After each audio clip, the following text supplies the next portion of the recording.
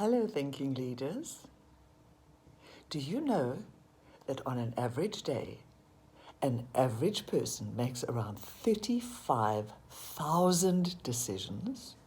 Some of them are relatively unimportant, like when to stand up, when to open a door, but some of them can have life-changing results. We make decisions by comparing options in our heads, sometimes quite subconsciously. Other times, we think things through very carefully. And in a world that is changing very rapidly in a process called the Fourth Industrial Revolution, we often need to make decisions that are new, thoughtful, and based on considerations that have never occurred to us before. Technology has changed the world that we live in and continues to change it so much that our decisions will become more complex and much more complicated. In education, we are constantly reminded to move away from the teacher-centered approach and to stop imagining that we are sages on stages. We are encouraged to create learner-centered lessons and to encourage children to think critically. But what does it mean to think critically? And why has it become so important? Scenario planners for the developing 21st century divide the skills that they believe to be crucial into three main categories. These are learning, innovation, and knowledge, technology and media skills, and life and career skills.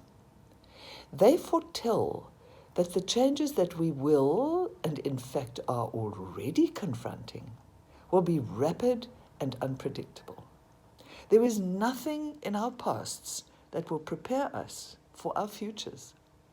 They suggest that for us to adapt and adjust two key behaviors, adapting and adjusting, we need to improve the quality of our thinking and to pass this lesson on to our children. Lower order thinking skills, rooted in the certainty of the past, where we applied learned behavior, are not going to be of any value.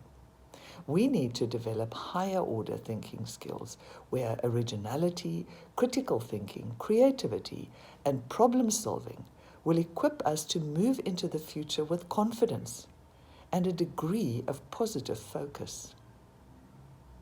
So I went off on a quest of finding out what these thinking skills actually are, how we can develop them, and more importantly, how we can encourage them in our learners.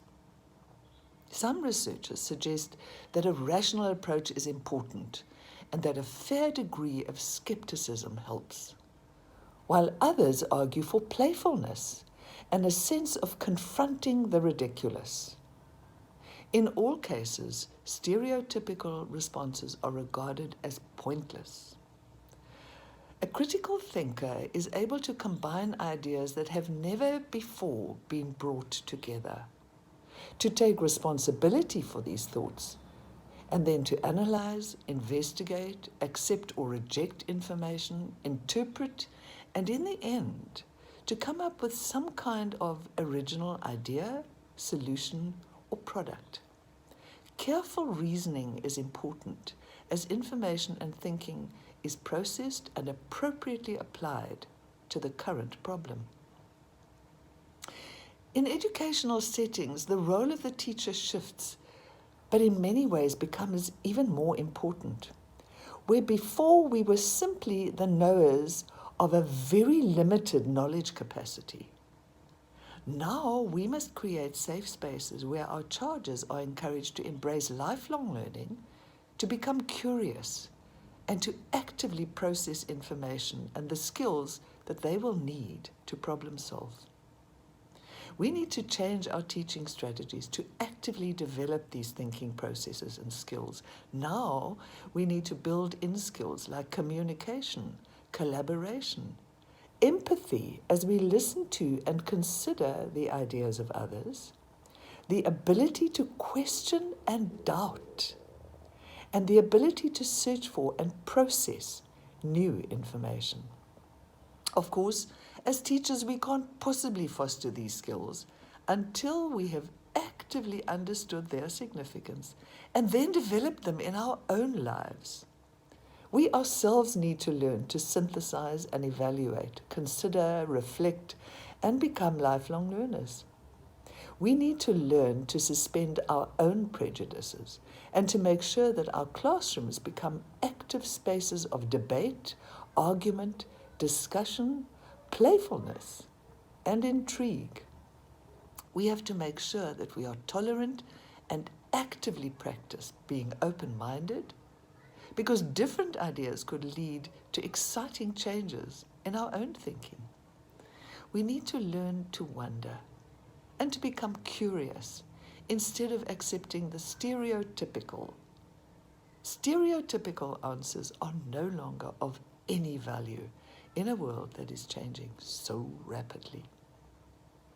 We have to develop our questioning techniques so that we can ask our learners good questions, the kinds that make them think and wonder and quietly reflect on.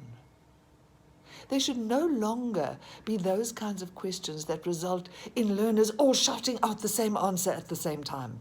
When we develop critical thinking skills, each learner should first consider, wonder, become curious, and evaluate before answering a question. When we consciously strive to turn our classrooms into safe spaces of wonder and thinking and learning, they will become active places of process and production. Critical thinking will become a norm, and our learners will all be a little bit more prepared to confront their own futures as they become the creators of ours. As teachers, we ourselves need to become questioners, seekers, skeptics, and thinkers. Because after all, everything that I have just said to you could be wrong. Take care of yourselves and stay safe. I'll see you again.